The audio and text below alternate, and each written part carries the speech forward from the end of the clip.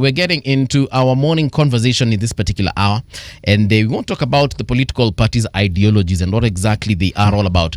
City has been asking about ideologies. What does ODM stand for example? What does Wiper stand for? What does whatever party that you subscribe to, Safina Party, stand for example? So we do have the MP for Nyaribari Masaba constituency, Mheshimiwa Daktari Daniel Manduku. Mheshimiwa, karibu sana to Radio Generation. Thank you very much. Let's talk. Yes, karibu sana. Let's talk about ideologies, and this is something that City has been having an issue with here in studio, and I believe it's also a concern for everyone now that it has been brought to light. Do political parties in Kenya have an ideology?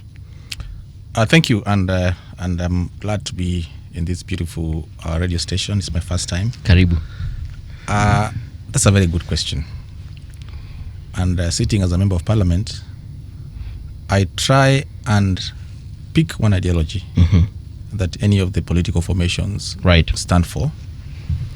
And honestly, maybe due to my naivety or lack of political acumen, I cannot place one ideology on any party. But somehow, sometimes, and in particular, our party, the Orange Democratic Movement, always followed the leaders' quote-unquote so-called ideologies. And in this case, we believed that we stood for democracy, human rights, the rule of law, and the deepening of devolution. But that is more about paper talk. But then you must also know that in Kenya, political parties have what we call very big owners, or lack for a better word. Political parties are based on personalities in Kenya, and don't be cheated about it. God rest his soul, Raila Odinga, if he left ODM before he died and went to Kazi Kokazi party, 90% of us would follow him into that party. It was about his persona, not about any foundation or ideology that parties have. I've just come from Mombasa, where we had our celebrations of our party, and anyone who stood on stage spoke either about remaining in the broad-based government or spoke about the looming changes in the party. But no speaker talked about ideologies. So it means ideology is a peripheral matter in the political party discourse. Yeah. And that is where we are. And same be said of all other parties. And that's why parties live up to the end of either their incubancy or to the end of their leader. Okay. You've mentioned the looming changes in ODM. What exactly do you mean by looming? You see, if you look at our party, ODM, it was largely, or people tell me, in fact, I hosted quite a number of people in Mombasa, and most of them already feel orphaned. They tell me that we were in ODM because of Raila Odinga. And they ask me, Mheshimiwa, where next? I tell them, but the party is still going on. They say, no. We think that we need to get another space. Obviously, and let's not pretend about it, it will be impossible to get a leader who can hold such a large party like ODM and have it fixed without any internal movements. And from the speeches you could see already, even the family itself seems to have a divergence of views. Let me tell you about ODM.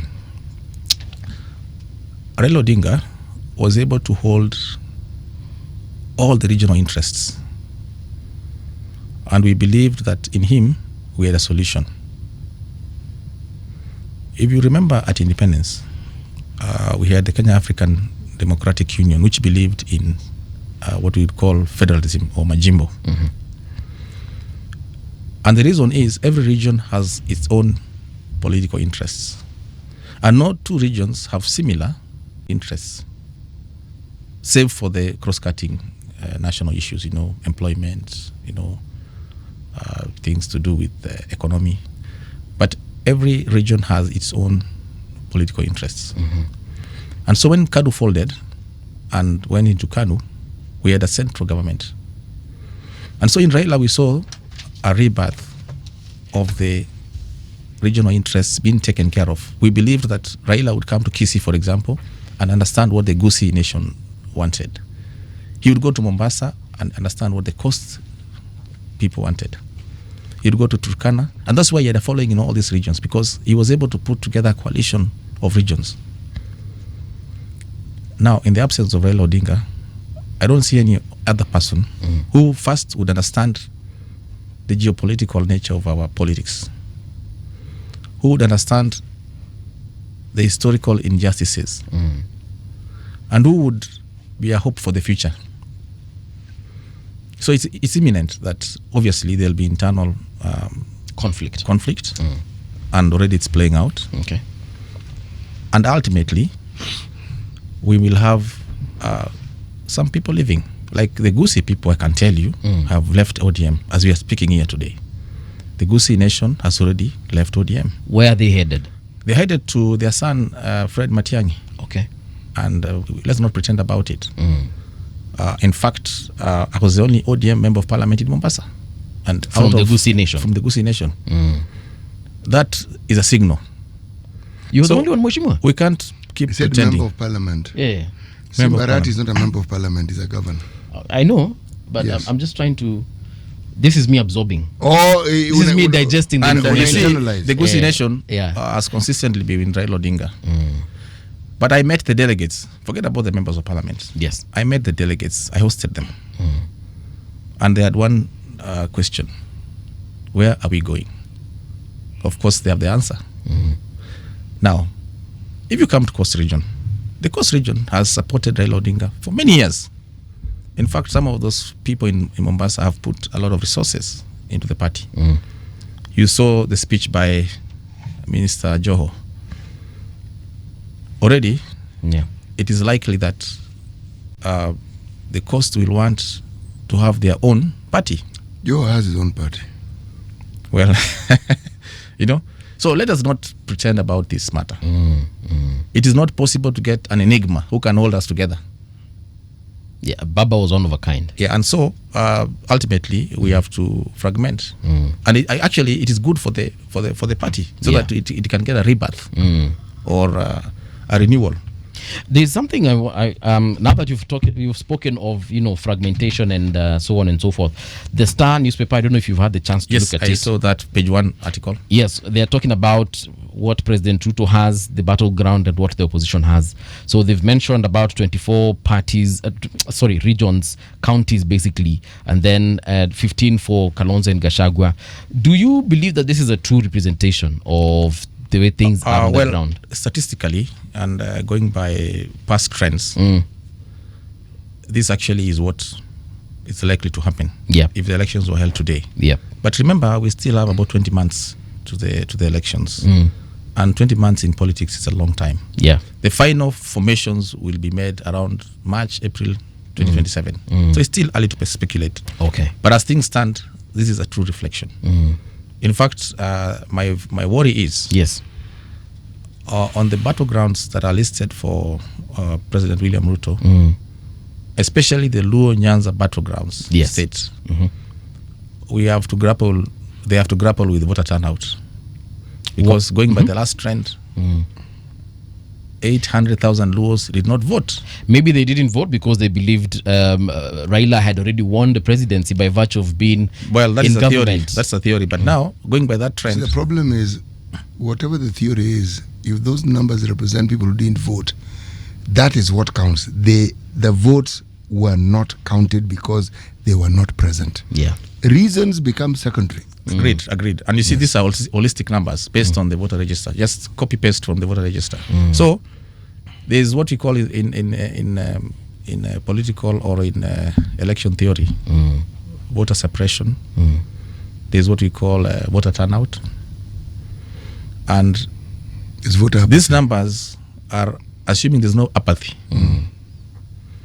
But remember, Central Kenya will wake up to vote not because of anything, but because of what I would call that sense of feeling betrayed. Betrayal. And that is a very bad way to stand and vote. And even the worst thing about Central Kenya, they have said they are not interested in position number 1 or now even number 2.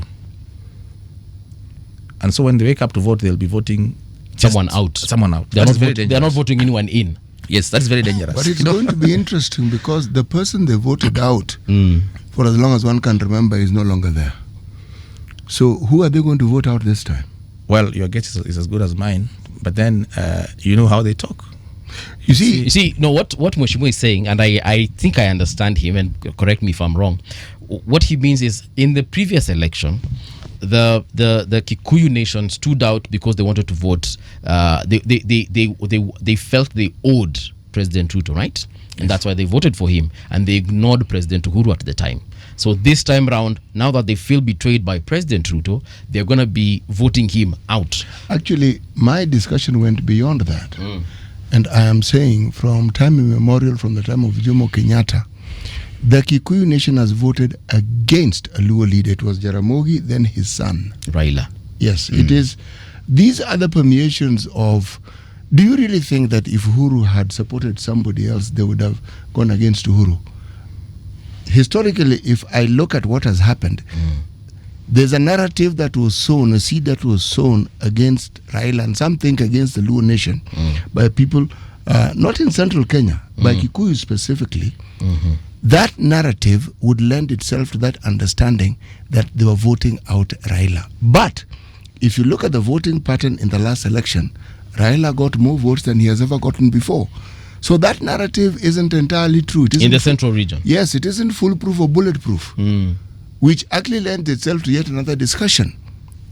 There's always a story about rigging in our elections and the science of how we have perfected it over time, where in some regions you boost the numbers, in some regions you lower the numbers, you suppress the numbers, etc., etc., etc., etc. Those narratives abound. We don't have concrete proof to actually point to and say. Because if you are talking about debts that people have, the person who was owed a bigger debt was Raila.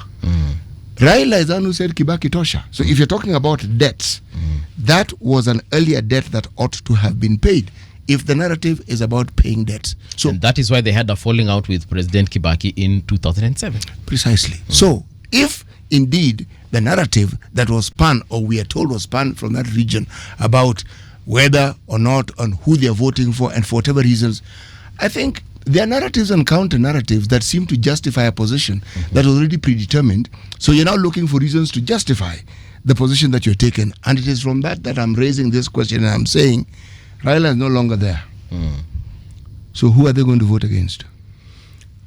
You see, I agree, and I entirely see your point.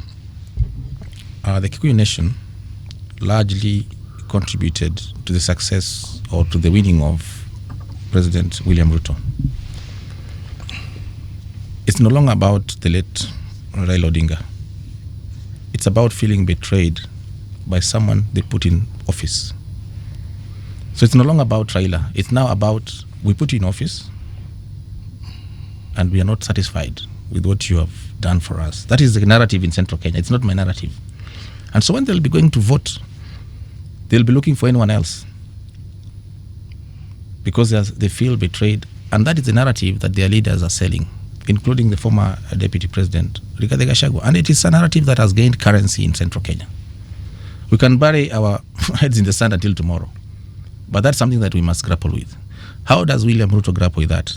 He must seek alternative alliances outside Central Kenya. And that's why he went to the Luo election. Now, having Raila Odinga largely assured him of a block of 6 million votes, because we would follow Raila Odinga. Personally, I would never question Raila Odinga. Not for anything, but just because I believed he was an enigma, you know? And many people have such similar histories with Raila Odinga. In fact, if you go to parliament today, or even in leadership positions today, Raila Odinga is the most single contributor of political careers. He had this ability to identify talent. Yes, he did. Nurture it. Especially even in young people. And even when you tell him, Excellency, I'm going to run on another ticket, he'll tell you, fine, you run. I need you more in parliament than outside. The only other person, by the way, who has that ability is William Ruto. He can identify someone, bring him up. And especially if you look at Raila Odinga's support for women, he would pick women who he would believe would make leaders. And that's why you find that ODM is a party with the largest women leaders today because of Raila Odinga's ability. Now, Raila Odinga is not there.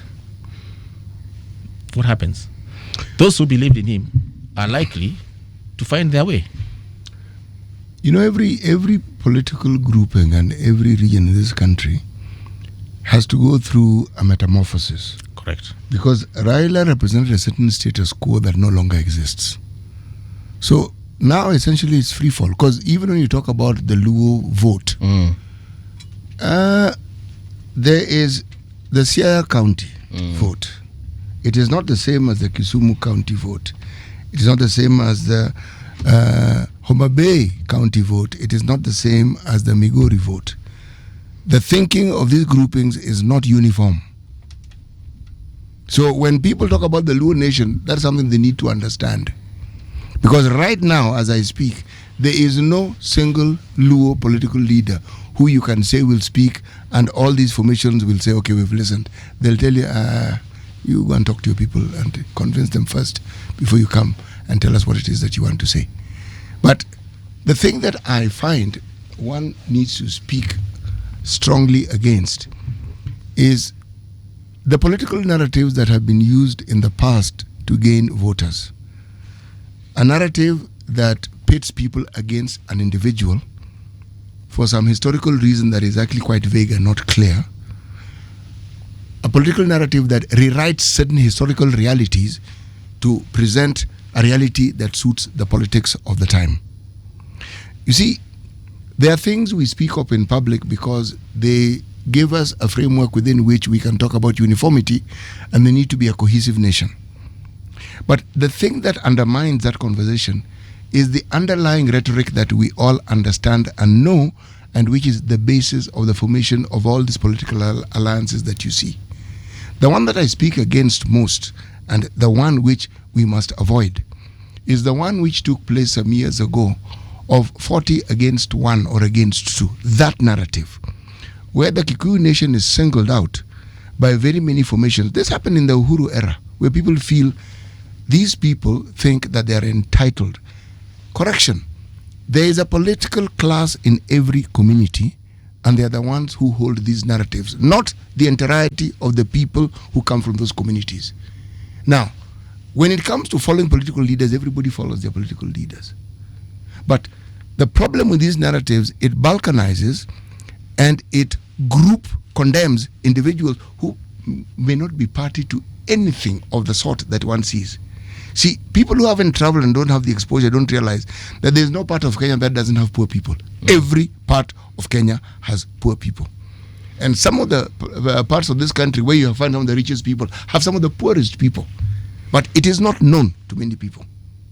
Now, when one talks about a political party and one talks about what it is that this political party stands for, why the ideology is important and why my colleague Paul mentioned this is because I do not hear of any political party that has a structure and a narrative that continuously tells us that A, since this is our political philosophy, this is how we plan to get the people of this country to a position of prosperity. This is how we hope to get this education to be genuinely free, medical services to be genuinely free, and to guarantee our citizens an ever-growing opportunity for them to do the things they want. There is no single political party that has a structure that tells you how they're going to get us there. They make statements about roads, about water, about schools, about doing something opposite to what somebody else is doing. But they do not have a structure or a framework that can convincingly tell you this is how we are going to get to where we want to go. What you've said is exactly where we started. That no single political party has consistently demonstrated that it is hinged on any ideology. And in the absence of that, political parties are hinged on two bases. One, the ethnic base, and two, personalities. And that may take time to change. Of course, what you're talking about is what we call an ideal situation, where we ought to be. They say the nirvana, where we are going to be. But the reality today, CT, is that Kisii people will follow Fred Matiang'i, and whether he goes to any party with or without an ideology. But you know, the Kamba Nation will follow Kalonzo Musyoka. If not 90%, at least 75%. I agree with you, they should. But how many things should be? And they're not. Dr. You know the reason why you find me harping on this thing to the point of getting hoarse is for a very simple reason. A political ideology gives you the plan to get to this ideal situation you're talking about, because that's the whole idea. So you always know why you are short, but the plan is there, so you know. You know, CT, what you're telling me, I'm a student of strategy. What you're telling me is that political parties ought to have a long-term view, a long-term strategy based on an ideology. An ideology in this case would be the mission or the vision, for that matter. Political parties are formed to win the next election. Right now, any formation right now is hinged on winning the 2027 political contest. No one is thinking of having a political party beyond 2027. And that is how Kenya works. Dr. Then we are doomed as a nation. Well, we are completely doomed. Because if all we want to do is win an election, then we are completely, utterly, irretrievably doomed. Perhaps then the question we need to ask ourselves, Mheshimiwa, is how do we change that? Fine, yes, that's the goal for 2027. ODM wants to win this, UDA wants to, Wiper and everyone else wants to win this particular election. And after 2027, perhaps another cycle of winning the next election. So that means no ideology, no vision statement or mission statement, like you've rightly put it. So how do we change? You see, there was a push to sort that out by enacting an act of parliament where political parties were to be funded from the national kitty. I thought it already been funded. It was supposed to be, I'll come to that, where political parties were supposed to be independent vehicles that go beyond election cycles, where a political party would have a secretariat, have a governing council, have a working strategy, probably 8-year strategy, which is outside the 5-year cycle. But what has happened? Today, ODM, my party, is owed billions of shillings in unlimited political parties fund. And I think that is a political, what I would say, is a carrot and stick, where the executive decides that if you fund ODM, it's going to be a monster. Imagine if ODM was funded adequately, it would be a monster. With Raila Odinga as the leader and people like Junet, people like Millie Odhiambo as engines of that party. This party would be bigger than the country in terms of national drive. You know, would have youth congress, you'd have disability meetings, and it would constantly run out of sync with what the executive needs. And so the executive has decided deliberately to starve it of funds, which is actually illegal. In fact, even in Mombasa, I think one of our leaders talked about asking the president, please give ODM what is due to them. And the sad part is that these funds are actually based on a formula. Number of elected leaders, votes cast in the last election. It's a mathematical formula. It's a no-brainer. But somehow, they don't get funds. Now, in the absence of funds, what happens? You cut down on your activities. Or you look for a sponsor who then drives the agenda of the party. And that is why it's difficult to nurture democracy in such an environment. If you go to, for example, the Democratic Party in the US, they're able to run their programs even when they're in the opposition, because they're well funded. Yeah. And the funding is actually state funding. Come to Kenya, we deliberately starve them. Most of these small parties are actually financed by their own members, which sometimes becomes very difficult and challenging. But then I still have hope that the younger people will not fall into a trap that we fell into, where we believe in our ethnicity and where we believe in some demigods to run our political affairs, where a political party would be a professionally run outfit, which makes decisions based on science and based on ideology. Because you see, it is political parties that eventually capture power. Correct. And it is the people in those political parties that we expect to deliver for us and to us as voters and citizens. Sometimes, let me be the devil's advocate. When is the last time our political parties had internal elections? Even my own ODM. I wouldn't know. Your guess is as good as mine. So, when leaders are picked without a democratic process, then they listen to the person who picks them.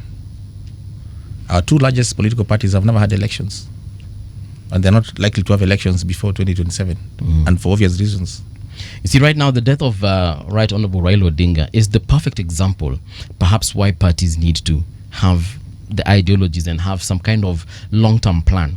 Because the fighting that you've mentioned, the conflict that we're seeing in the party, is because Raila was literally the party. He was the ideology. The ideology here was Railaism, right? And now that Raila is gone, now that watu ndio wanashangaa guy, by the way, tulikuwa tunafaa kufanya nini? God forbid something similar happens to the Jubilee Party. If today President Uhuru wasn't there, and then Matiang'i and the other 4 party leaders are not there, then what happens to Jubilee Party? Again, it will disintegrate. We know what happened to Tip Tip when Honorable Kalemedile passed on. Tip Tip actually atuiskiangi, but I'm sure it is there, and I'm sure it has people who probably work in it. Whether it has MPs, I don't know. Look at other parties that also have got leadership problems. It's only, I think, and I mentioned this yesterday, Safina Party that has had a proper transition from Paul Mwite to now Jimmy Wanjigi. And we're hoping that perhaps even in future when Jimmy retires, it will have some kind of continuity. We need to have these kinds of things where ideologies, even if they change with the different leadership, but at least there's something the party stands for. And it doesn't have to be the person. Because once it's the person, then we're in trouble, like City is saying. You mentioned Safina, very good, but when is the last time they had a member of parliament? But at least what I'm talking about is structures. Members of parliament, I might not know. Maybe there's an elected MCA somewhere. Maybe there's some. The measure of success in politics is electability. ODM will come and say we have 87 members, and we may not have an ideology. You'll come and say I have an ideology, but I have 0 members. So in terms of success rate, who is more successful? Okay. Politically, it's about numbers. There are certain fundamental narratives that the political structure we have in this Kenya seems to thrive on. One is numbers. One is political parties are formed to win power. Another one is the movements of any political party is so that they win an election or get as many members into parliament as possible. Yeah. And in all these conversations, the one thing that is always absent is how the very people who vote you in and who elect you will benefit from this process that you're talking about. That conversation is not had at all. The conversation that ODM had in Mombasa, I listened. I waited. I waited. People spoke of themselves. People spoke of what they had done. I waited. And I said 20 years of existence means 20 years that people have supported you faithfully over time as a party. Yeah.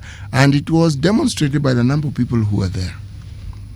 If our viewership could be followed on TV or on the media platforms where this was being aired, you'd find it was in very large numbers. And yet these very people who make it possible for ODM to be what it is did not feature at all. Yeah. I mean literally at all. It was so and so can't do this, I have done this. We ought to do this, this is what ought to happen.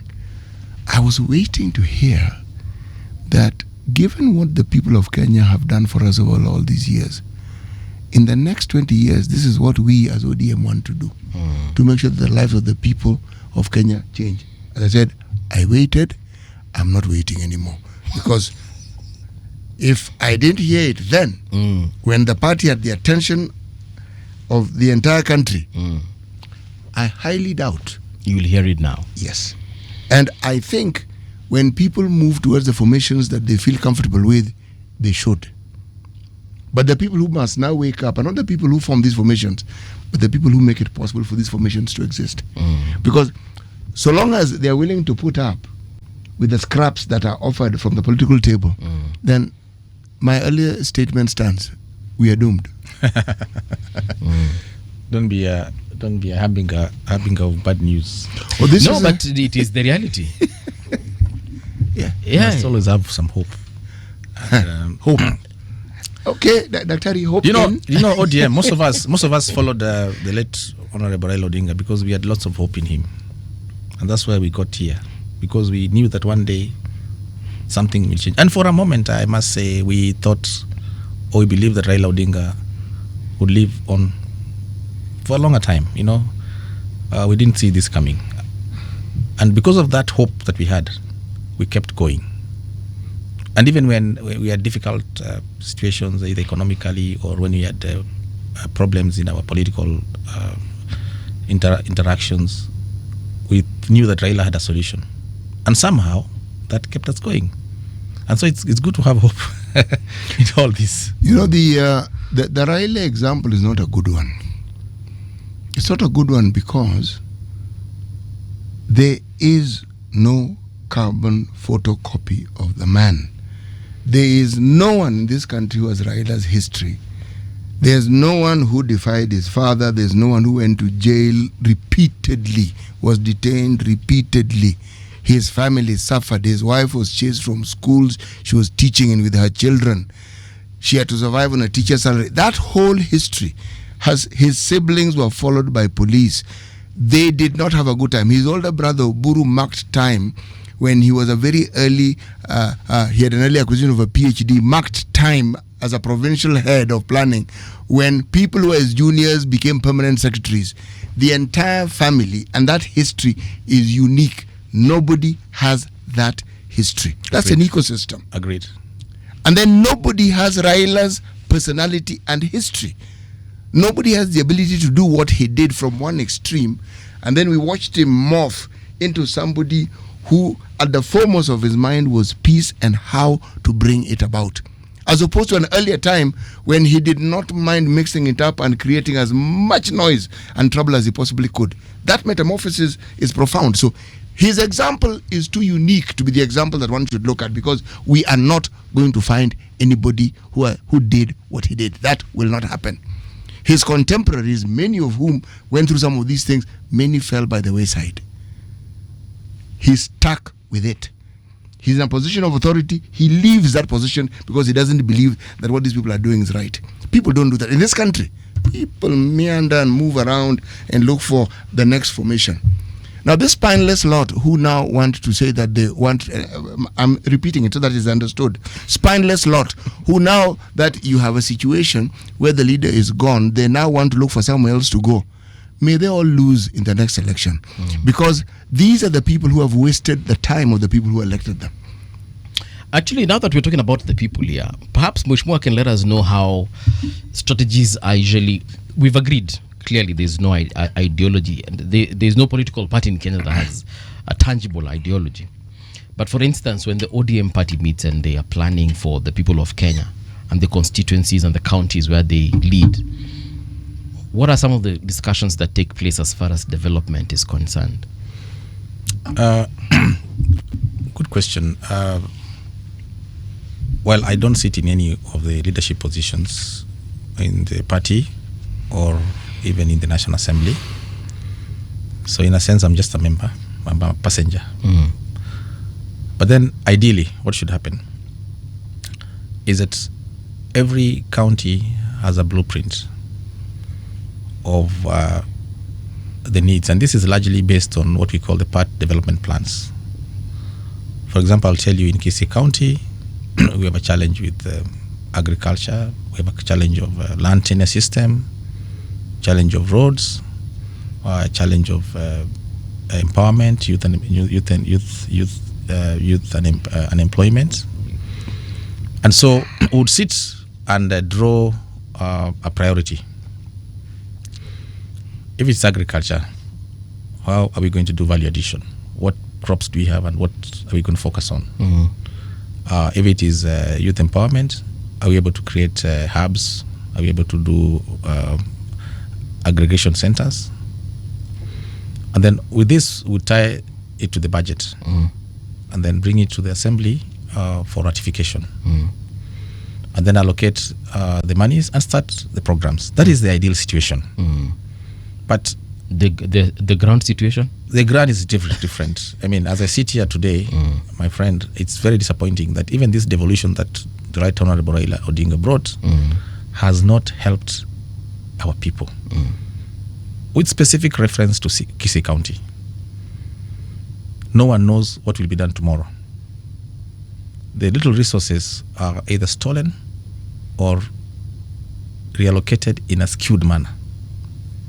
In fact, as I sit here as a member of parliament, I'm very sad because the road maintenance levy fund, which the court ruled should be also be shared with the counties, was actually shared out. And out of the allocation that Kisii County got, the governor, in his lack of wisdom, thinks that this is his kitty. And he decides to allocate some constituencies, others, little money, where he comes from. He allocates 30% of the money from where he comes, and 70% to the rest of the county. So you give one constituency 30% of the funds, and 8 constituencies 70% of the funds. You don't even need to be a standard one dropout to understand that is unfair. And this is things that are anchored in law. And that is a replication of what happens in every other county. And on that front, by the way, we have failed, if you ask me. On the front of devolution, we have not done as well as we should have done. And so, I want to agree with CT. On that front, we are doomed. The counties were supposed to be engines of development, but they are not. And there's no remedy. No one seems to have a remedy to that. The governors think they are small gods or goddesses. So they run around thinking that these are their funds and they can allocate them however manner. And so I'm moving to court. I'm going to the Constitutional Court for interpretation on this matter because I still feel that I would rather have a solution to the whole country. Yeah. Because I sit in an advantage of knowledge and I know that this is unfair and outright really strangling. Now, given that situation,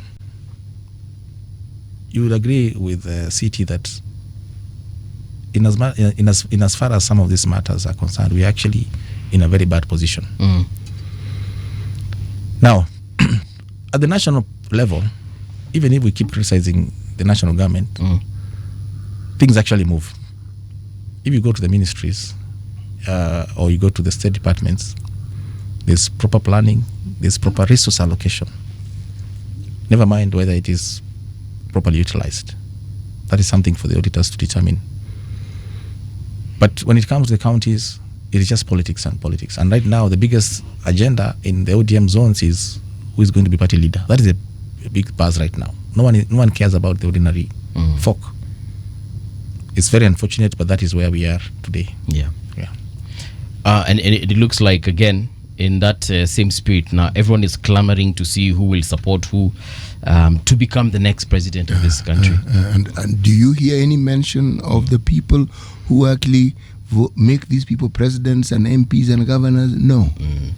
The only time we hear them is when they are they're mentioned as registered voters. Numbers. No, you see, statistics. The statistics are a constant and they are a reality. Yes. And if the people who we elect to provide these development processes for us looked at those numbers and understood the significance to the work that they do, then they would focus on those people who represent those numbers more than on the things that concern them as groupings. Who will align with who will form which part of... You see, for the longest time, the enemy of the people has always been seen as the central government. And that is one of the reasons why someone like Raila Odinga was able to have the position he had for the long, because he's the one person people felt, this guy will at least stand between us and these people who are out to exploit us. It was felt, whether it was the coast, they had their own grievances, very separate from the Abagusi, very separate from the Luo nation, very separate from all the regions where he had support, very separate. But the culprit was the national government, because it was felt so long as the national government has certain individuals within it, we will not see any change in our lives. The development we hope. So devolution was supposed to cure that. Then we elect our own. They even speak the languages we speak. Some of them are even our relatives. And then we're shocked to find that nothing has actually changed. And if it has changed, it is small. Where you see the biggest changes was where the biggest marginalizations were, meaning they had next to nothing. Correct. So things that other people took for granted they didn't even have. So when you started seeing them, for them it was a big change. You know the irony of it, like if you come to my constituency today, any change you will see is only attributable to either the national government's constituency development fund or the national government itself. President William Ruto, through his affordable housing program, making deliberate efforts to either build markets, which ironically are supposed to be built by the counties, or do affordable housing, or what we call supporting infrastructure, schools and sometimes small dispensaries. And the same governors keep telling the president, please build us a stadium or build us a market. And yet they have the funds themselves. And so this whole devolution thing needs to be relooked at. Do you have sufficient power supply in the county? In the constituency, sorry. Well, what's happening in nationally? We still have a deficit in generation.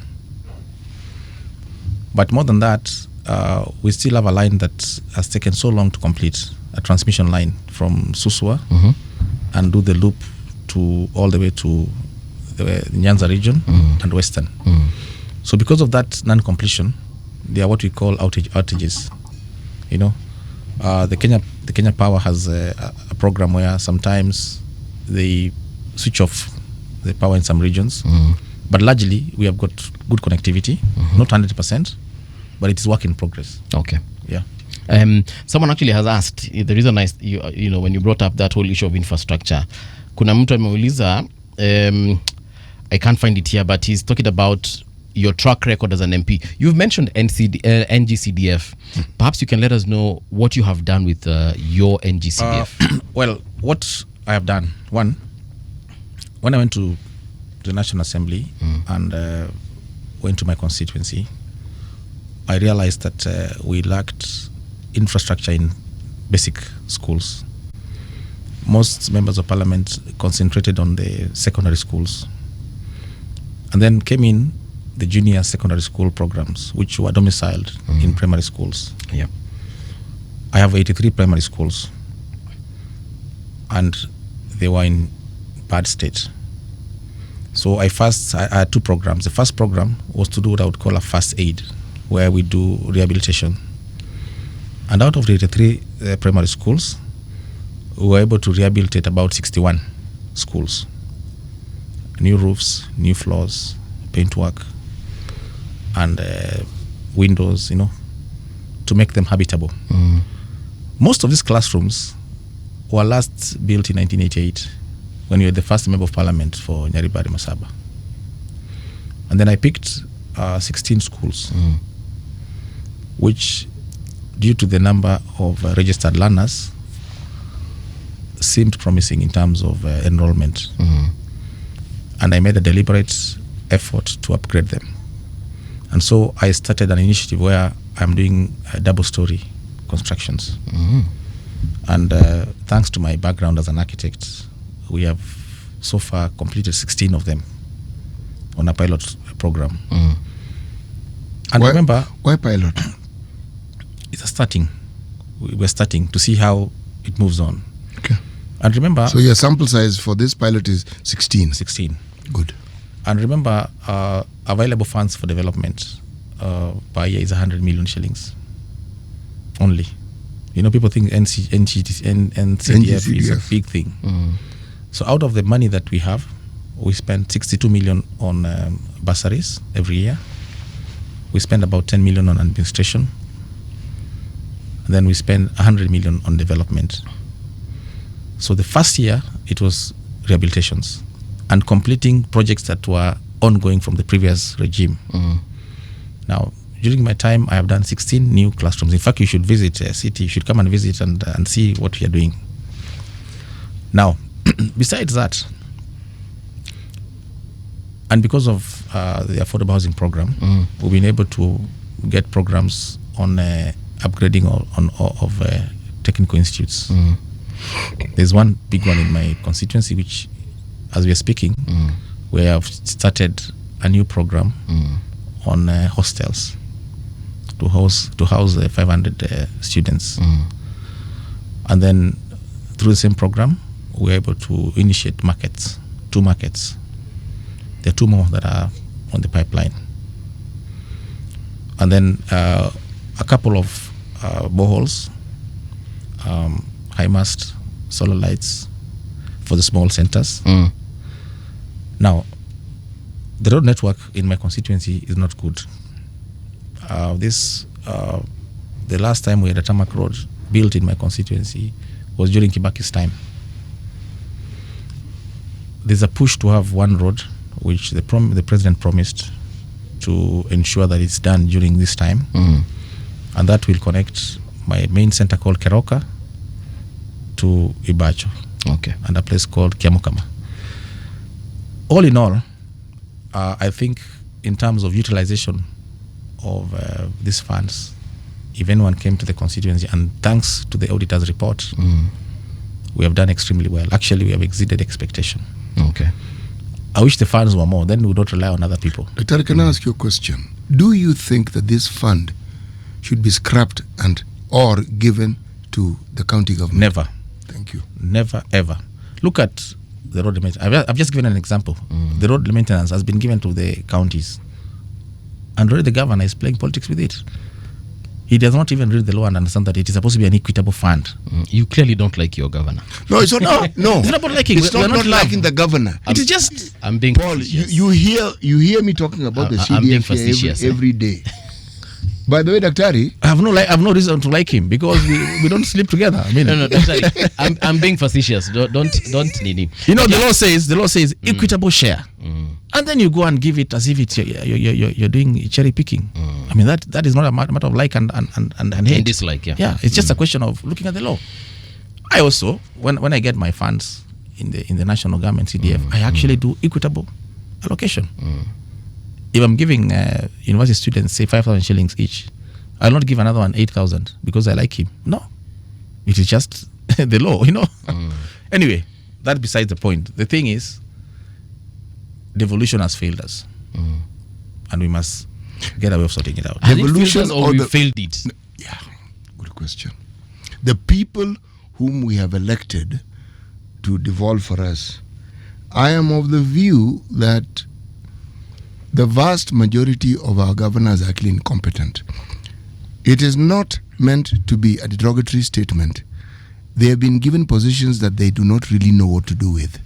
Then they've been given money that they actually now are they're even more clueless as to what to do with. Because when I look at the confusion that reigns in most counties, it is clear to me that half the time they seem to be recovering from the reality that you mean we actually have this money with us, and what to do with it, even though there's a plan, still confuses them. Because how do you explain the auditor's report on almost every county government in this country being negative, bar a few? How? And it's almost copy paste. It's the same story over and over Year in, again. year out. Yes. Anyway, I think I've answered you.